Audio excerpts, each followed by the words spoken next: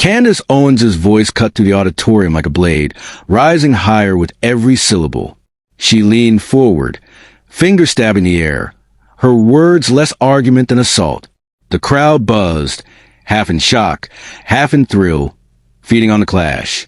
Owens had built her brand on this moment. Volume, certainty, dominance.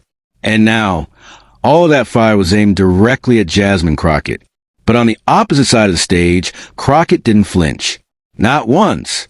She stood rooted, her hands resting at her sides, her gaze steady, unbroken. The lights caught the stillness of her face, a portrait of composure. The louder Owens grew. The quieter the room seemed to become, as if the audience itself was holding its breath, waiting for Crockett to answer. And then nothing. Just silence. Jasmine's silence. A silence heavy enough to turn Owens' shouting into background noise. Freeze frame. Narrator's voice. Her calm wasn't weakness. It was a fuse about to light. Because what came next wasn't just a reply. It wasn't just another debate line lost in the chaos of politics. Her response in that moment would stun the entire crowd. And by sunrise, millions more across America. The auditorium was packed wall to wall. Every seat filled, cameras angled from every corner. News outlets had their live feeds running, while thousands more streamed on phones and laptops across the country. This wasn't just a debate. It was a spectacle, and everyone knew Candace Owens thrived on spectacle. Owens had built her reputation as the right-wing firebrand who could turn any exchange into a viral clash. She didn't debate, she devoured. Her brand was dominance. Her weapon was volume. And her reward was a flood of clips that spread within minutes across social media. To her, every opponent was a prop, every stage or theater. And across from her tonight stood Jasmine Crockett. Still new in Congress, still dismissed by critics as too green, too soft, too unknown. What Owens underestimated, what so many had overlooked, was Crockett's other life. Before politics, she had stood in courtrooms, facing hostile judges, relentless prosecutors, and high-stakes trials. In those rooms, discipline wasn't optional. Precision wasn't optional. Silence wasn't weakness. It was strategy. The stakes in this auditorium weren't about policy fine print. They were about something larger, sharper, and more dangerous. Who had the right to speak? Who had the power to define? Who owned the story in front of millions watching live? And Candace Owens believed the stage was hers. Until Jasmine Crockett refused to play by her script. Candace Owens did not rise by whispering. She rose by shouting. By learning that in America's crowded media circus, the loudest voice, not the most honest one, was often the one amplified. Her arc from obscurity to stardom was not powered by quiet conviction, but by outrage packaged into digestible clips, each designed to provoke, polarize, and go viral. Once upon a time, she was introduced to the conservative stage as a fresh face, sharp, articulate, poised as a counterweight to progressives. But it wasn't long before she discovered that poise alone wasn't profitable. Outrage was. Soon, she wasn't merely a participant in debates. She was a spectacle itself. The young woman who had once been pitched as a voice of reason learned that her real currency was fury. Her signature tactics became recognizable to anyone who'd ever seen her on screen. The sneer that slipped into every sentence, the mockery dressed as argument, the dismissive laugh meant to shrink her opponents to caricatures. She didn't trade in substance. She traded in dominance. Her weapon wasn't policy. It was humiliation. And with every insult, every cutting one-liner, her audience grew, addicted to the theater of seeing their perceived enemies owned in real time. Owens mastered the art of the soundbite. She could take a 30-minute exchange, clip 10 seconds of it, and frame herself as the conquering warrior who had vanquished the so-called libs. She didn't need to win the debate itself. She only needed the clip, the mockery, the moment, the fuel that powered her brand. She thrived on being underestimated by her own opponents, because the moment they tried to match her volume, they were already lost. She controlled tempo, pace, and spotlight. She would interrupt, override, and dominate the stage, knowing full well the cameras would reward whoever looked most in charge, not whoever spoke most truth. To her, debates were not exchanges of ideas. They were arenas. Her goal wasn't persuasion but spectacle. Her mission wasn't clarity, but chaos. She positioned herself as a gladiator who would charge into any progressive stronghold and walk out drenched in attention, adored by her base, and feared by those who couldn't handle her relentlessness. But this power came with a flaw hidden beneath the roar of her voice and the confidence of her stage presence. Owens only thrived in chaos. She only excelled when the room played her game. Her entire strategy depended on others taking the bait, on others trying to wrestle control back from her volume. Without an opponent who cracked under barrage, her show lost its punch. Without outrage, her performance looked less like power and more like noise. And that night, as she stood on stage with Jasmine Crockett, she deployed every move in her playbook. The interruptions, the rolling eyes, the dismissive smirk. She treated Crockett not as a peer, but as prey. It was a script Owens had run 100 times before, and it had always worked. But history has a way of humbling those who mistake noise for invincibility. Every megaphone eventually meets a wall it cannot crack. And Candace Owens was about to discover that Jasmine Crockett was not another prop in her performance. She was a quiet force that would break the echo. Jasmine Crockett's story begins in places where voices like hers were expected to be quiet. Growing up as a young black woman in America meant hearing, over and over again, the unspoken rule. Your place is at the margins, not at the center. Power was rarely reflected back at her. Authority was almost never embodied by women who looked like her. And when girls of color dared to speak boldly, the world often labeled it anger instead of truth. But Crockett refused the script she was handed. She carried herself with a kind of quiet defiance, the knowledge that silence was not safety but erasure. If the world wanted her to shrink, she would expand. If they expected her to sit still, she would stand taller. Her resilience was not born in comfort, but in resistance. Every room that underestimated her only sharpened her edge. That fire carried her into law. There, she honed discipline not in shouting matches but in surgical precision. A courtroom is not won by noise. It is won by evidence, composure, and the ability to dismantle an opponent's case piece by piece. Crockett learned patience under fire. How to keep her voice steady while others grew frantic. How to let the weight of silence work in her favor. How to make every word land like a gavel. Her legal career forged in her an armor. Calm not as passivity, but as control. Where others mistook stillness for weakness, Crockett wielded it as strategy. She learned that true power wasn't in raising your volume, but in forcing others to exhaust theirs. She wasn't fragile. She was disciplined. She was exacting. And above all, she was unshakable. That same discipline guided her rise into Congress. Suddenly, the same young woman once told to stay quiet was standing on the nation's stage, speaking for those who had been ignored for generations. Her sharp wit made her stand out. Her ability to dissect arguments with both humor and precision made her feared by adversaries and cherished by allies. She became not just a representative, but a voice, a defender for the unheard, a challenger to those who confused arrogance for authority. Her journey had always been about transformation. From the child told to stay in her place to the congresswoman carving out space for others, Crockett embodied the story of resilience turned into leadership. Every sneer she endured, every dismissal she absorbed, became fuel for a voice that refused to break. And that night, standing across from Candace Owens, her training was tested in its purest form. She knew what Owens thrived on. She knew the game, the loud interruptions, the mocking laughter, the attempt to rattle her into a reactive outburst that could be clipped, packaged, and turned into spectacle. But Crockett did not take the bait. She didn't need to, because her calm was not born in that moment. It was born in a lifetime of learning to hold steady, while others tried to silence her. What Owens mistook for fragility was in fact practiced strength. Her stillness that night was not the absence of power. It was power refined. It was the composure of a woman who had fought her way into every room she entered, and who knew the force of measured words. And on that stage, her poise became her sharpest weapon. Back on stage, the tension pulsed like electricity.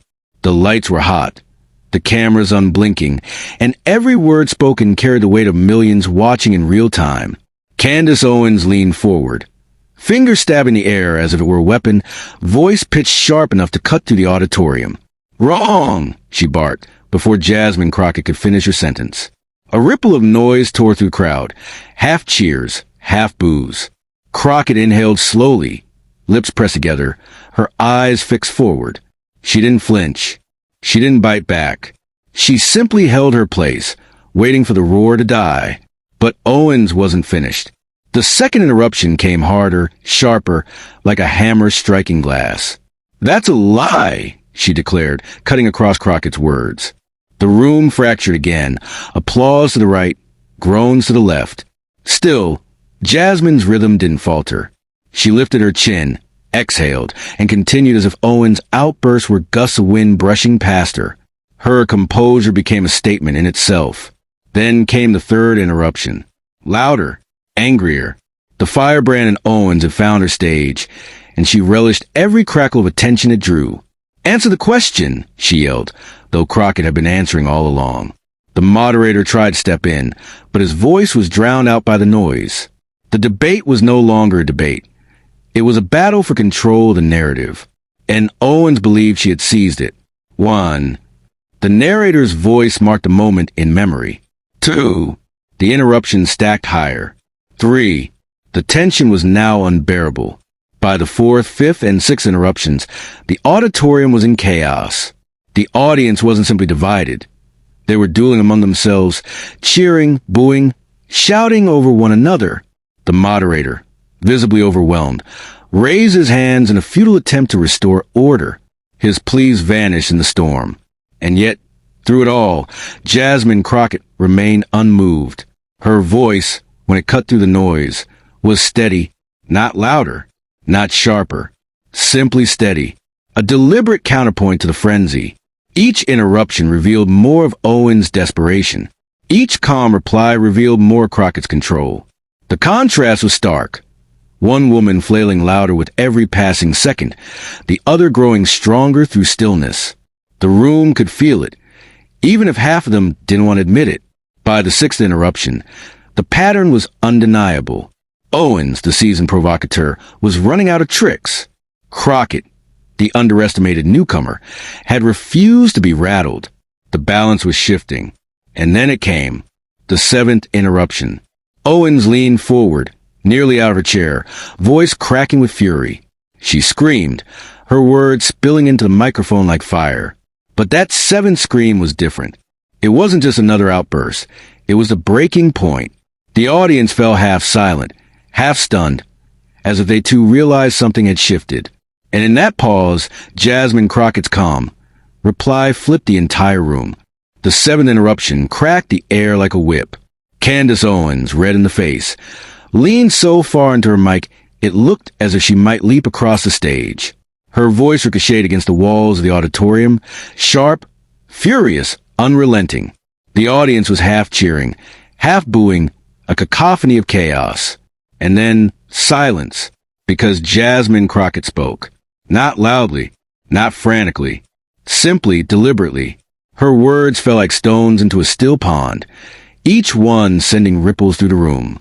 "You know," she began, voice calm but resonant. "Every time you interrupt me, it doesn't make you stronger. It makes you smaller." The crowd gasped.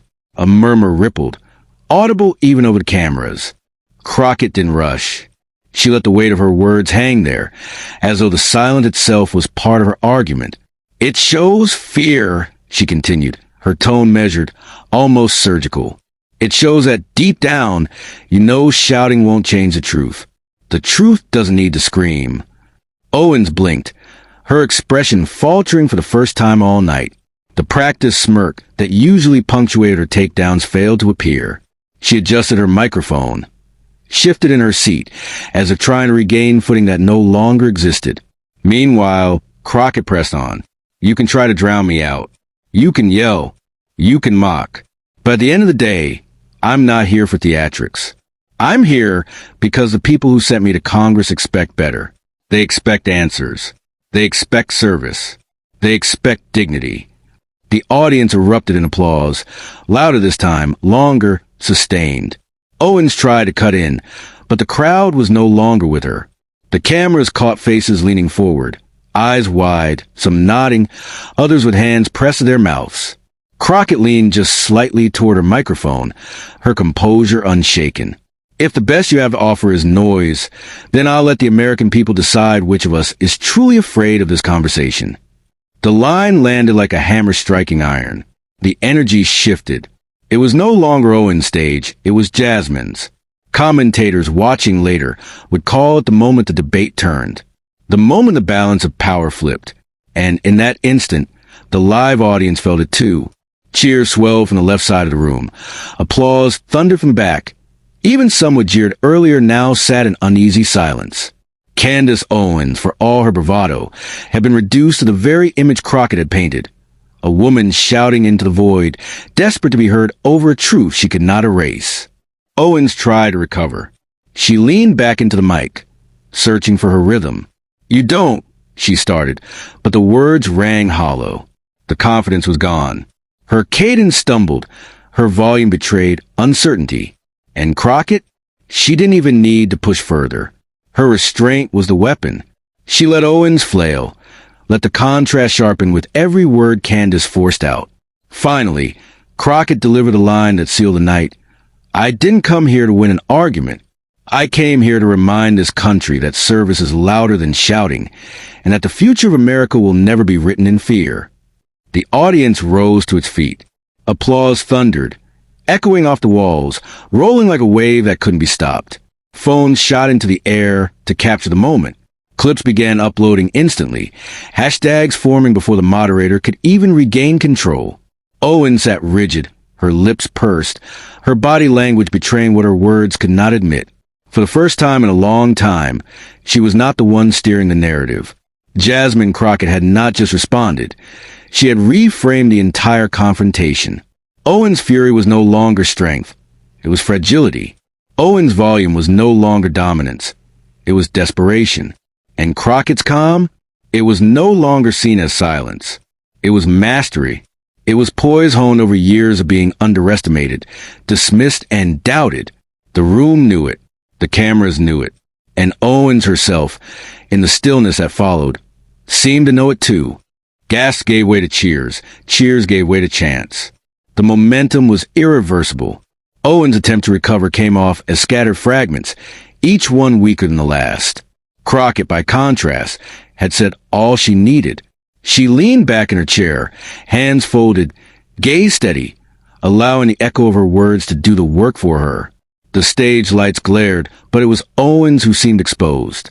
Crockett glowed with the rare authority of someone who had not only survived the fire, but had turned against her opponent. And as the debate wound down, the energy of the room made one thing unmistakably clear. This was no longer Owens' battlefield. It was Jasmine Crockett's triumph. By the next morning, the internet had crowned its victor, and it wasn't Candace Owens. By dawn, the digital aftershocks were undeniable. Hashtags like hashtag Comwins and hashtag Jasmine versus Candace surged across timelines, climbing into the top trends. Memes replayed the frozen instant when Crockett's calm eclipsed Owens' fury, looping with captions like "Volume isn't victory" and "Silence, screaming." TikTok edits racked up millions of views, each one turning Crockett's seventh line counter into legend. Journalists dissected the exchange, hailing it as a masterclass in composure under fire. Owens became the butt of late-night jokes, while Crockett was celebrated as the woman who didn't just win an argument, she shifted the narrative. The storm had only begun. In the days that followed, it became clear that what happened on that stage was more than a clash of personalities. It was more than a political exchange or a viral clip. Jasmine Crockett's reply had crystallized into something larger, a universal symbol. Her restraint, her precision, her refusal to be pulled into Candace Owens' vortex of noise reframed the entire confrontation. In that single moment, Crockett demonstrated that dignity always outlasts arrogance. America has seen its share of shouting matches. From cable news panels to congressional hearings, the airwaves are saturated with voices competing to out-yell one another. But Crockett's poise reminded the country of a deeper truth. Strength is not found in chaos, but in clarity. The sharpness of her words wasn't measured in decibels. It was measured in weight. Where Owens' voice rattled and thundered, Crockett's calm line cut through like steel. This wasn't just about one debate. It was about history, the long, unbroken history of women, and especially women of color, being told that silence equals weakness. For generations, quietness has been mistaken for surrender. Patience has been dismissed as passivity. Calmness has been read as fragility. But Crockett flipped the script in front of a nation. Her silence was not the absence of strength. It was a storing of strength. Her calm was not hesitation. It was preparation. When she finally spoke, it was proof that power does not need a shout to be heard. She embodied the unspoken lesson carried by countless women who have had to weather interruption, condescension, and dismissal. Sometimes, the loudest weapon is composure itself. As one commentator put it, the measure of a leader isn't who shouts the loudest, but who stands tallest when shouted at. Crockett stood tall. Owens shouted. And in that contrast, the nation saw the line between performance and principle. And that's where the lesson expands beyond politics. Because every viewer who watched that exchange recognized a familiar dynamic. We have all faced Owens types in our own lives. The co-worker who interrupts every sentence. The boss who believes authority is volume. The relative at the dinner table who confuses shouting for winning. The bully who thinks dominance is the same thing as truth. What Jasmine Crockett modeled that night wasn't just a tactic for a debate stage. It was a way of living. She showed that composure disarms arrogance, that steadiness dissolves noise, that clarity outshines bluster. She proved that when someone tries to drag you into the mud, sometimes the most devastating response is refusing to step down into it. The crowd didn't applaud because she screamed louder. They applauded because she reminded them of a power they had forgotten. The power of unshakable dignity. And dignity is the one thing arrogance cannot touch. Candace Owens wanted to fight a spectacle, a viral clash she could spin into her brand of outrage. What she got instead was a mirror held up to her own weakness. All sound, no substance. Crockett exposed it not with fury, but with a line so calm, so clear, that it stripped the performance bare. And in that stripping away, a bigger message rang out. America's real strength has never been in its loudest voices, but in its clearest ones. The march of justice has never depended on who could scream the longest. It has depended on those who could stand with quiet conviction, steady in the storm, holding their ground until noise burns itself out. For anyone watching, immigrants, dreamers, workers, mothers, daughters, anyone who has ever been underestimated, Crockett's moment offered more than entertainment. It offered validation. It offered proof. It offered the reminder that dignity is not weakness, and that patience is not surrender. Because dignity doesn't just win in the moment. Dignity endures. Noise fades, arrogance collapses, but dignity remains. That was the true power of Jasmine Crockett's seventh line. It wasn't just that she silenced Owens. It was that she reminded America of who we are at our best. Calm, clear, and unshaken in the face of fury. And that is why, long after the hashtags fade, long after the clips cycle off the trending page, the lesson will remain. Dignity outlasts hate. Always. In the end, Candace's noise collapsed under its own weight, while Jasmine Crockett's calm replies stood unshaken. The moment wasn't remembered for volume. It was remembered for truth. Her words stunned the crowd not because they were shouted, but because they were undeniable. And that is the story worth carrying forward. If you believe dignity always wins over hate, this is your space. Subscribe, share, and stay with us. Together, we'll keep telling the stories America cannot afford to ignore. The stories where clarity outshines chaos, and calm strength proves louder than any scream.